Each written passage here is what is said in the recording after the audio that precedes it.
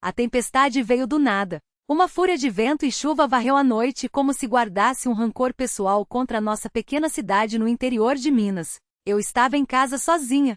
Meu marido, em mais uma de suas intermináveis viagens de negócios a São Paulo, me deixou vagando por esta casa enorme, cercada apenas pelos meus pensamentos e pelas paredes que estalavam. A eletricidade piscou e em seguida apagou, mergulhando tudo numa escuridão pesada e sufocante. Um trovão retumbou, sacudindo as janelas, e eu senti um arrepio de ansiedade percorrer minha espinha. Eu não estava com medo, não exatamente, mas não queria ficar sozinha na sala, ouvindo o mundo desmoronar lá fora. Foi quando pensei no quarto do Matheus. Matheus, meu enteado, tinha 19 anos e tinha voltado da faculdade para o verão. Ele sempre foi um garoto quieto. Ultimamente, porém, eu vinha notando algo diferente nele. O jeito como seu olhar se demorava em mim quando ele pensava que eu não estava vendo. A forma como ele me tocou na cozinha, sua mão permanecendo por uma fração de segundo a mais do que o necessário. Eu estaria mentindo se dissesse que não notei. Ele não era mais o adolescente magricela que conheci quando me casei com o pai dele, 5 anos atrás.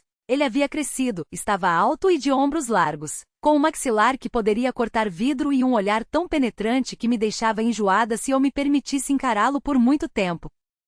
Eu sabia que era errado, mas saber e sentir são duas coisas muito diferentes.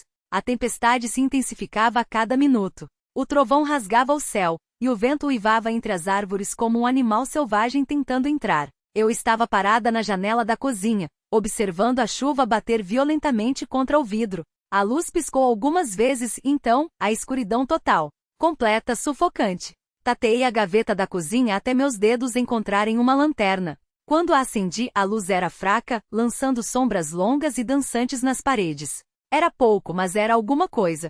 Olhei pelo corredor. Meu coração batia mais rápido do que eu gostaria de admitir. O ar na casa estava frio, mais frio do que eu esperava. Ajeitei meu vestido.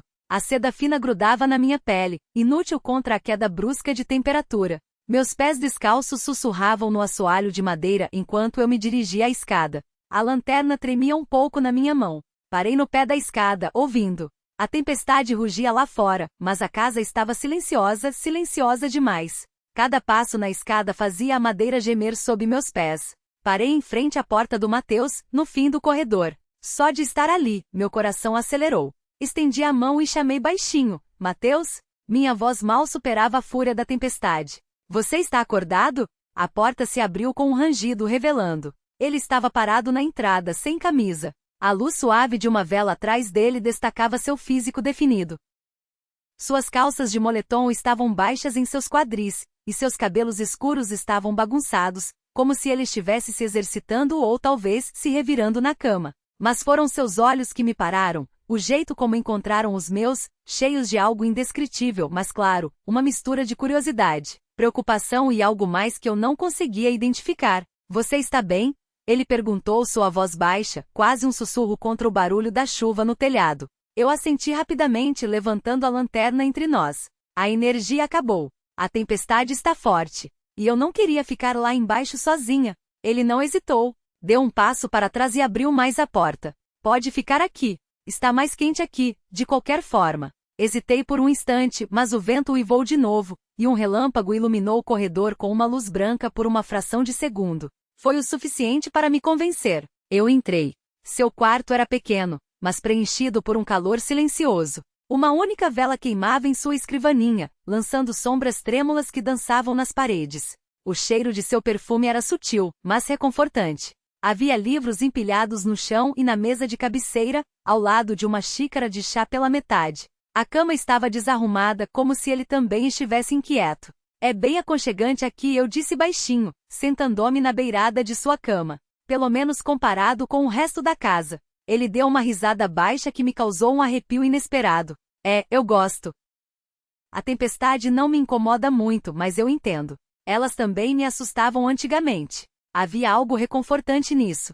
Como se a tempestade lá fora não pudesse nos alcançar, contanto que ficássemos dentro do círculo de luz bruxuleante daquela vela. Lembra daquela tempestade do ano passado? Perguntei. Aquela que derrubou o ipê do jardim. Ele assentiu. Acabamos comendo cereal à luz de lanterna por dias. Nós rimos, lembrando. A tensão diminuiu, mas mesmo com a brincadeira, eu não conseguia ignorar o estranho silêncio entre nós. O tipo de silêncio que paira no ar quando algo não dito está esperando para acontecer. Meu coração batia mais alto que o trovão. Olhei para ele e ele já estava olhando para mim. Sua voz era suave. Sabe, fico feliz que você veio. Às vezes o silêncio é mais pesado quando se está sozinho. E de repente o momento mudou, não de forma dramática, mas silenciosamente, como se o universo tivesse se inclinado um pouco e nos colocado no mesmo espaço. Não apenas fisicamente, mas emocionalmente. Não houve grandes confissões, nem beijos repentinos, nem movimentos bruscos. Apenas duas pessoas sentadas juntas, ouvindo a tempestade. E de alguma forma, no meio de todo aquele caos, eu me senti segura, como se estivesse exatamente onde deveria estar. Eu estava sentada na beirada da cama dele, segurando a lanterna como se fosse uma tábua de salvação. Meus dedos estavam apertados em volta dela, os nós brancos. Como se, ao me agarrar àquele pequeno feixe de luz, eu pudesse me manter à tona na tempestade e na confusão que crescia em meu peito. Mateus fechou a porta suavemente atrás de si e se encostou nela, braços cruzados, olhando para mim com uma expressão indecifrável. Lá fora, o vento era como um coro de espíritos inquietos. O trovão rolava, profundo e longo, sacudindo as fundações da casa. Aqui dentro, porém, estava silencioso. Silencioso demais.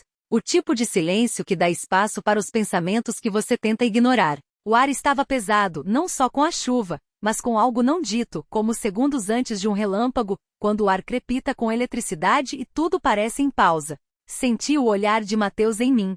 Eu sabia que deveria dizer alguma coisa, fazer uma piada, qualquer coisa para quebrar a tensão.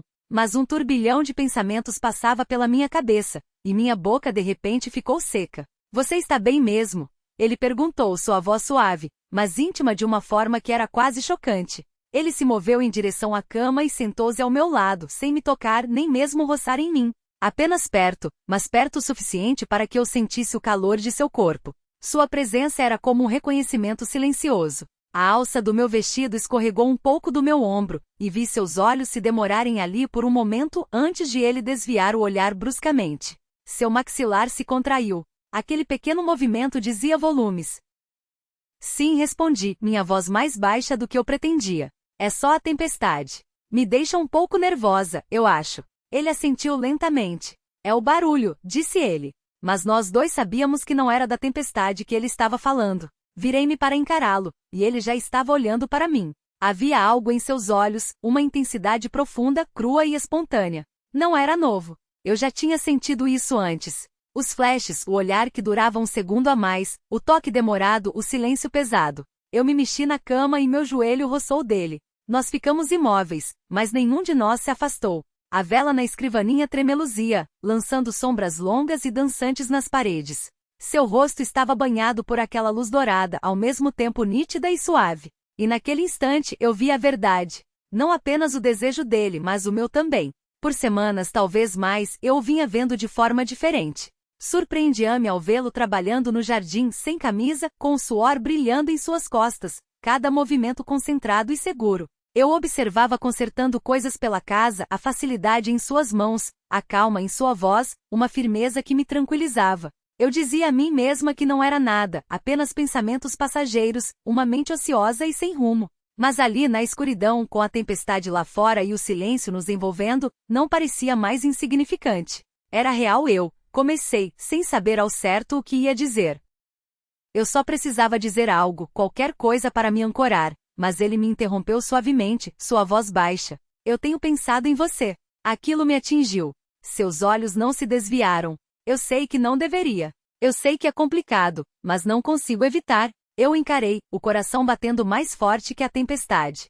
Minha respiração ficou presa, e senti uma mistura de culpa, confusão e algo mais quente que me assustava ainda mais. O desejo não apenas pelo momento, mas pela conexão, por ser vista, por ser desejada. Nós não podemos, eu disse. E no entanto, mesmo quando as palavras saíram dos meus lábios, a frase não soou convincente. Eu sei, ele disse rapidamente. Eu sei que não deveríamos. Mas ele fez uma pausa. Sua voz era quase um sussurro. Você sente isso também, não é? Sua mão estava na cama entre nós, sem tocar a minha, mas tão perto que doía. Eu não respondi com palavras. Não consegui. A tempestade rugiu, sacudindo as janelas como se o próprio universo estivesse nos avisando ou talvez nos empurrando para frente. Estávamos ali, duas criaturas presas entre o certo e o errado, suspensas entre o que parecia sensato e o que sentíamos, à beira de algo indefinível, na incerteza do que aconteceria se nos deixássemos cair. Eu queria mentir para ele, dizer que ele estava louco, que eu era sua madrasta e que tudo aquilo era uma loucura. Mas as palavras não vieram porque ele estava certo. Eu sentia. Sentia cada vez que ele olhava para mim, cada vez que sua voz se suavizava em nossas conversas, cada vez que eu me pegava imaginando como seria tocá-lo, cruzar aquela linha que ambos sabíamos que existia. A tempestade explodiu novamente e a vela se apagou, nos mergulhando em uma escuridão quase total. A única luz vinha do brilho fraco da lanterna em meu colo. Meu coração batia tão forte que achei que ele devia estar ouvindo. Eu podia sentir o calor de seu corpo. A tensão no ar era tão espessa que era difícil respirar. Eu não sei o que fazer, murmurei. E era verdade. Eu tinha 35 anos. Era casada com o pai dele. E, no entanto, estava sentada na cama do meu enteado, desejando algo que não tinha o direito de desejar. Sua mão se moveu, hesitante a princípio, e tocou a minha. Aquele simples toque, seus dedos mal roçando minha pele, enviou um choque através de mim. Não do tipo que surpreende, mas do tipo que se instala, despertando algo que estava profundamente enterrado. Eu não me afastei. Em vez disso, deixei que sua mão encontrasse a minha. Seus dedos se fecharam suavemente sobre os meus. Eram quentes, fortes, reconfortantes de uma forma que me deixou sem fôlego. E naquele único toque senti minha determinação, as paredes que eu havia construído, começarem a ruir suavemente, pedaço por pedaço. Nós não precisamos fazer nada, disse Mateus em voz baixa. Sua voz estava carregada de uma emoção que se sente mais do que se ouve. Mas enquanto dizia as palavras, seu polegar começou a traçar círculos lentos e deliberados nas costas da minha mão. Uma linguagem silenciosa que falava mais alto que palavras. Poderíamos apenas sentar aqui e esperar a tempestade passar. Mas nós dois sabíamos que não era verdade, porque a verdadeira tempestade não estava lá fora. Estava ali, naquele quarto silencioso e mal iluminado, no silêncio entre nossas palavras, no espaço que diminuía lentamente entre nossos corpos. O vento uivava nas árvores lá fora, um aviso, um desafio. Mas nenhum de nós cedeu. Eu me virei para encará-lo. Meu coração batia tão forte que mal conseguia ouvir meus próprios pensamentos. A luz da lanterna tremeluzia, pintando seu rosto com ouro e sombra. Em seus olhos via a mesma pergunta que eu fazia a mim mesma, e se parássemos de lutar? Não me lembro quem se moveu primeiro. Talvez eu, talvez ele, talvez nós dois finalmente tenhamos nos rendido a algo que fingíamos não ver por tempo demais. Tudo que sei é que de repente eu estava mais perto. Sua mão apertou a minha um pouco mais forte. Sua outra mão veio para o meu rosto. Nossos rostos estavam a centímetros de distância. O ar entre nós estava denso de tensão, como o momento antes de o trovão rasgar o céu. Então seus lábios encontraram os meus. Não foi suave nem hesitante. Foi como uma represa se rompendo. Seu beijo estava cheio de tudo que havíamos deixado por dizer por semanas, talvez meses. Toda a contenção liberada em um único fôlego. Eu beijei de volta, correspondendo à sua urgência, à sua impaciência. Minhas mãos encontraram seus ombros, depois seu peito, agarrando-se a algo sólido real. A lanterna que eu segurava caiu no chão, girando loucamente, a luz ricocheteando nas paredes. Mas nós nem percebemos. Estávamos perdidos em um momento que parecia inevitável e implacável. Suas mãos, antes cautelosas, agora me seguravam como se ele não pudesse me deixar ir. Senti seus dedos traçarem minha espinha, lentamente e suavemente, como se estivesse memorizando cada centímetro de mim. Eu ofeguei contra seus lábios, não de medo ou surpresa, mas pela intensidade avassaladora, pela sensação de estar viva de novo de uma maneira que eu não sentia há muito tempo. Me diga para parar, ele sussurrou contra minha boca, sua voz embargada. Não havia pressão, apenas pura vulnerabilidade. Ele estava me oferecendo uma saída, uma última chance de recuar, mas eu não a aceitei. Eu não podia. Não pare, murmurei. Foi o suficiente. A tempestade lá fora rugiu mais alto. O trovão quebrava como ondas na praia. Mas naquele quarto, éramos apenas nós dois, nossas almas colidindo, não apenas por desejo, mas por algo não dito e mais profundo do que jamais admitimos. Ele me segurou em seus braços com uma espécie de desespero, não violento, mas presente, como se eu fosse a única coisa que o mantinha no chão. E talvez, naquele momento, ele fosse o mesmo para mim. O mundo se dissolveu, a realidade se tornou turva, e pela primeira vez em muito tempo eu me permiti cair, não apenas em seus braços, mas na verdade dos meus sentimentos. E sim, foi confuso, caótico, um turbilhão de emoções se chocando como as ondas da tempestade. Mas foi honesto. A cama rangeu sob nós, o vento uivou, a tempestade rugiu lá fora, e as paredes que ambos havíamos construído com tanto cuidado vieram abaixo. Depois veio o silêncio. Não um silêncio vazio. O tipo de silêncio que vem depois de uma tempestade, quando tudo está cru e alterado. Quando acabou, ficamos deitados, emaranhados em seus lençóis, com longas pausas entre cada respiração. Nossa pele estava quente da proximidade, mas um frio de realidade se instalava no quarto. A tempestade havia diminuído lá fora, mas agora parecia distante, pertencente a outro mundo. Meu coração martelava no meu peito, mais alto que a tempestade que passará. A mão de Mateus repousava suavemente em meu estômago.